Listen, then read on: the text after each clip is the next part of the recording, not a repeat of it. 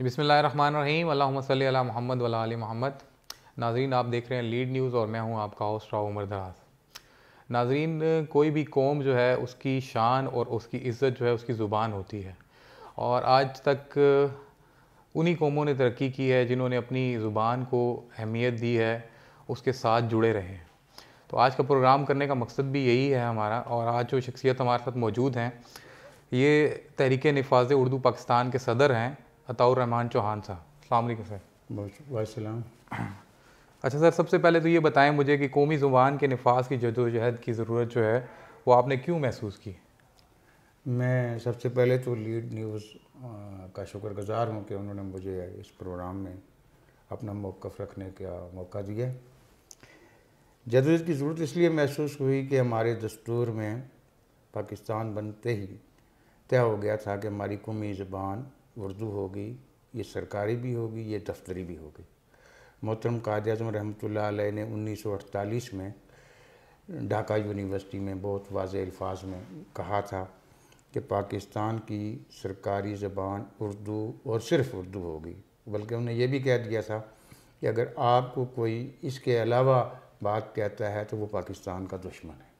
फिर 56 का दस्तूर बना, उसमें भी तय हो गया कि कौमी ज़बान उर्दू होगी, और 10 साल का वक्त हुकूमत को दिया गया कि वो सारे निज़ाम हुकूमत को उर्दू में मुंतकिल कर दी। फिर 64 का दस्तूर बना, उसमें भी यही बात तय हो गई और 10 साल का वक्त दिया गया। 1973 के दस्तूर में ये मुद्दत 10 से बढ़ा के 15 साल कर दी गई। अब हमारी जो नौकरशाही है, इसको 10 साल एक दफ़ा मिल गए, 10 साल एक दफ़ा मिल गए और 15 साल एक दफ़ा मिल गए, और ये मुद्दत 1988 में ख़त्म हो गई। लेकिन बदकिस्मती देखिए कि ये इतनी मुद्दत गुजरने के बावजूद इन्होंने कोई काबिल ज़िक्र काम जो है वो उर्दू की तरफ मुंतकिल होने के लिए नहीं किया। फिर ये 1988 में जब ख़त्म हो गई तो इन्होंने हीले बानों से अदालत से फिर कोई प्रोविज़न ले ली, और हमारे एक बड़े मुहिब वतन कोकब इकबाल एडवोकेट, उन्होंने 12 साल तनहा अदालत में ये केस किया, और 8 सितंबर 2015 को जस्टिस जवाद एस ख्वाजा ने बिल्कुल वाज़े और दो टोक फ़ैसला दे दिया कि उर्दू को फौरी तौर पर मुल्क की दफ्तरी और तदरीसी और सरकारी ज़बान के तौर पर राइज किया जाए। तो हमने दिसंबर तक इंतज़ार किया, लेकिन उसको सितंबर से दिसंबर तक के हुकूमत कोई इक़दाम करेगी। जब हुकूमत ने कोई इक़दाम नहीं किए तो फिर उस वक्त हमने तहरीक निफ़ाज़ उर्दू पाकिस्तान की बुनियाद रखी, और दस्तूर पाकिस्तान के तकाज़ा पूरा करने और सुप्रीम कोर्ट के फ़ैसले जो हैं उस पर अमल दरामद करवाने के लिए हमने एक राय आमा को हमवार करना शुरू किया, यादाश्तें पेश करना शुरू की, मुतवज्जे करना शुरू किया कि ताकि इस बुनियादी ज़रूरत को पूरा किया जा सके। और मैं ये समझता हूँ कि निफ़ाज़ उर्दू तहरीक आज़ादी पाकिस्तान का नामुकम्मल एजेंडा है जिसको मुकम्मल होना है। जी नाज़रीन, हमारे साथ मौजूद हैं अताउर रहमान चौहान साहब। मिलते हैं छोटी सी ब्रेक के बाद।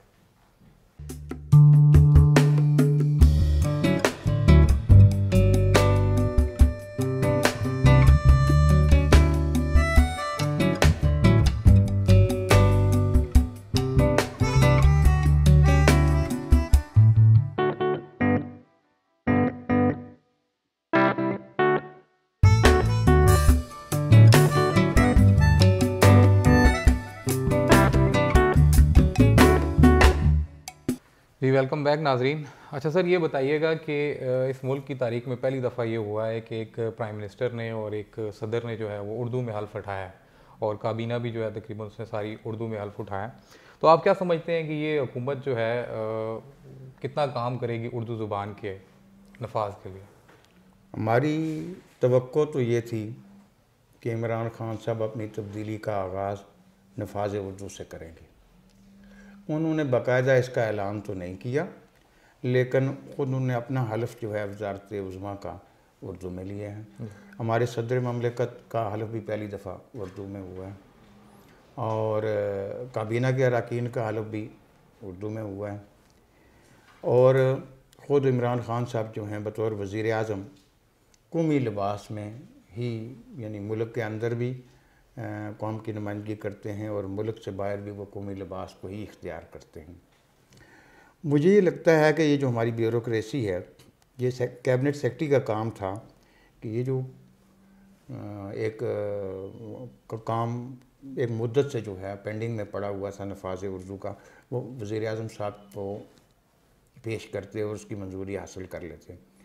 मैं समझता हूँ कि इस वक्त तक ब्यूरोक्रेसी ने मिली भगत से ये केस वज़ीर आज़म के दफ्तर में नहीं भिजवाया, और अगर वो भिजवा देते तो मेरा ख़्याल है, मुझे पूरी उम्मीद है कि वज़ीर आज़म इसकी मंजूरी दे देते। लेकिन मैं ये कहूँगा कि वज़ीर आज़म साहब जिस तरह कौमी लिबास को इज़्ज़त दे रहे हैं, इसी तरह अगर वो कौमी ज़बान को भी इज़्ज़त दे दें तो मैं बड़ी बात तो नहीं करता, लेकिन मुझे उम्मीद है कि कायद आज़म के बाद सबसे ज़्यादा पॉपुलर जो शख्सियत है वो ये मुकाम इमरान खान साहब उर्दू के नफाज का ऐलान करके हासिल कर सकते हैं। सर, जैसे आपने फरमाया कि ब्यूरोक्रेसी जो है वो रुकावट है उर्दू ज़ुबान के नफाज में, तो सर आप क्या समझते हैं तरीके नफाज उर्दू जो है वो इसके नफाज के लिए क्या लाएअमल जो है वो बना रही है या क्या लाएअमल रखती है? देखिए अंग्रेज़ी को दवाम देने का तो कोई कानूनी जवाज़ मौजूद ही नहीं रहा। जब दस्तूर में प्रोविज़न मौजूद नहीं है, सुप्रीम कोर्ट ने फ़ैसला दे दिया, तो अब तो ना कोई कानूनी उसका कोई जवाज़ है ना कोई अखलाकी जवाज़ है। ये जो ब्यूरोक्रेसी हमारी है ये ज़हनी तौर पर ग़ुलाम है अंग्रेज़ की। वो ये समझते हैं कि अंग्रेज़ी लिखने से, अंग्रेज़ी पढ़ने से हम मुल्क जो है वो तरक्की कर जाएगा। अगर हम गौर से देखें तो हमारी काबीना का इजलास भी उर्दू में होता है, हमारी सुप्रीम कोर्ट में अदालत केसों की समाअत भी उर्दू में होती है, हमारी कौमी असम्बली और सेनेट में सारी बहस भी उर्दू में होती है। बदकिस्मती देखें कि उसके जो रुदात जारी होती है, मिनट्स जारी होते हैं, वो अंग्रेज़ी में जारी होते हैं। सुप्रीम कोर्ट का जो फ़ैसला होता है, डिस्कशन सारी जो है उर्दू में हो रही है, फ़ैसला जो है वो अंग्रेज़ी में हो रहा है। अब पिछले दिन जो आसिया का केस था उसमें चीफ जस्टिस साहब ने फ़ैसला उर्दू में जारी किया, साथ ये कह दिया कि इसलिए जारी उर्दू में किया ताकि लोग समझ जाएं। अब पूरी कौम उनसे ये सवाल करती है कि बाकी फ़ैसले आप इसलिए करते हो अंग्रेज़ी में कि कौम कोई बात ना समझे। तो असल रुकावट ये जो ब्यूरोक्रेसी है ये अपने बच्चों को अंदरून मुल्क और बैरून मुल्क 2-2 लाख रुपया फ़ीस दे के पढ़ाती है, तैयार करती है ताकि ममलिकत का निज़ाम अगले 300 सालों तक इनकी नस्लों में रहे। अगर ये उर्दू में मुंतकिल हो जाएगा तो किसान का, रेडी वाले का, किसी आम मज़दूर का बच्चा जो है वो भी CSS में उसके मुकाबले में बैठेगा और उससे आगे निकल जाएगा। असल रुकावट उसमें ये है। हमने इससे कैसे करना है, हम इसको कैसे अमल करा सकते हैं? सीधा यानी पहले तो हम गवर्नमेंट के साथ यादाश्त पेश हमने कर दी थी, दोबारा भी करेंगे। अभी वज़ीर आज़म साहब को हम अप्रोच कर रहे हैं कि वो इस बात को तस्लीम कर लें। अगर ये सब तस्लीम नहीं होती तो हम 5 जो हाई कोर्ट हैं, Sindh high court, Balochistan high court, Lahore high court, Peshawar high court, Islamabad high court, इनमें बैक वक्त 50 रिटें हम दायर कर रहे हैं, क्योंकि सुप्रीम कोर्ट ने जो फ़ैसला लिखा है उसमें कोई 1000 रिट करने की गुंजाइश मौजूद है। और कोई यानी अब अदालत इंशाल्लाह फ़ैसला नफाज उर्दू के हक़ में देगी, क्योंकि दस्तूर में कोई बात मौजूद नहीं है कि आप अंग्रेज़ी में कोई काम कर सकें। और 8 सितंबर 2015 के बाद जो भी दफ्तर में अंग्रेज़ी लिख रहा है वो दरअसल सुप्रीम कोर्ट के फ़ैसले की तौहीन कर रहा है, वो दस्तूर पाकिस्तान की शिक 251 की तौहीन कर रहा है, दस्तूर शिकनी कर रहा है। हमने राय आमा को अल्हम्दुलिल्लाह इस कदर बेदार कर लिया है कि अब पाकिस्तान का हर आदमी इसके ऊपर उंगली उठा रहा है। हमें उस वक्त बड़ी खुशी हुई कि जब हमारे वज़ीर ख़ारजा शाह महमूद कुरैशी साहब ने अक़वाम मुत्तहिदा में पहली बार उन्होंने उर्दू में बात की। अब आप देख लें उनकी रेटिंग कितनी अच्छी हुई है, उस तकरीर को कितना पसंद किया गया है। और मैं समझता हूँ कि हमारे वज़ीर आज़म साहब भी जब भी जहाँ जाएंगे, अंदरून मुल्क भी वो उर्दू में ही बात रखते हैं, बैरून मुल्क भी जाएंगे और अब कौमी ज़ुबान में बात करेंगे तो पूरी कौम में उनकी पज़ीराई होगी।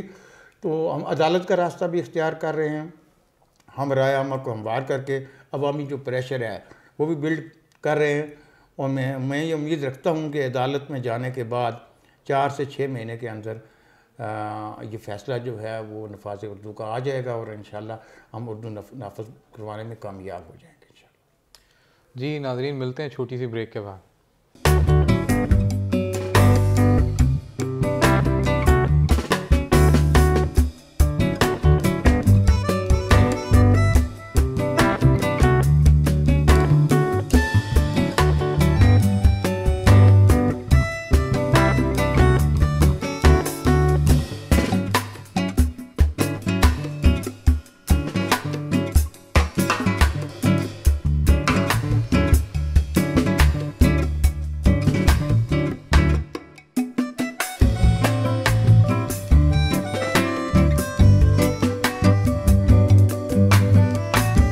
वेलकम बैक नाज़रीन।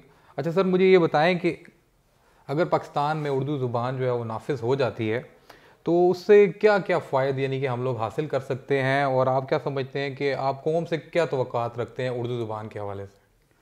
पहली बात तो ये है कि हमारी कौम को और हमारे मुल्क को पहचान मिलेगी। मेरा नाम अताउर रहमान है, आपको इसको दूसरा तीसरा चौथा नाम देंगे तो यकीनन मैं अपनी शनाख्त पर बैठूँगा। तो पहला फ़ायदा ये होगा कि हमारी अपनी शनाख्त होगी। दूसरा फ़ायदा ये होगा कि जब तालीम हम अपनी ज़बान में हासिल करेंगे, हमें पता होगा कि हमने क्या पढ़ा है। हमारे पास इंजीनियर्स की कमी नहीं है, डॉक्टर्स की कमी नहीं है, PhD की कमी नहीं है, माहिरीन हर शोबे के माहिरीन मौजूद हैं। हमने आज तक कोई ईजाद नहीं की।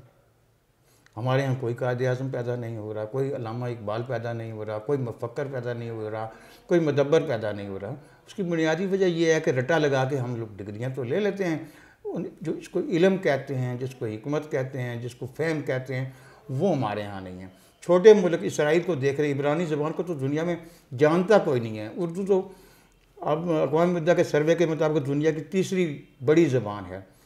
आप अगर थाईलैंड को देख लें, आप जर्मनी को देख लें, आप नीदरलैंड को देख लें, आप स्वीडन को देख लें, ये तो हमारे 2-2 ज़िलों जितने मुल्क हैं, उन्होंने अपनी ज़बान में अपने बच्चों को पढ़ाया है और उसके नतीजे में उन्होंने कोई एक चीज़ को लिया है और दुनिया में अपना नाम कमाया है। ये जो खित्ता है बर आज़म पाक व हिंद, ये दुनिया का ज़हनी तौर पर सबसे ज़रखेज़ खित्ता ये है।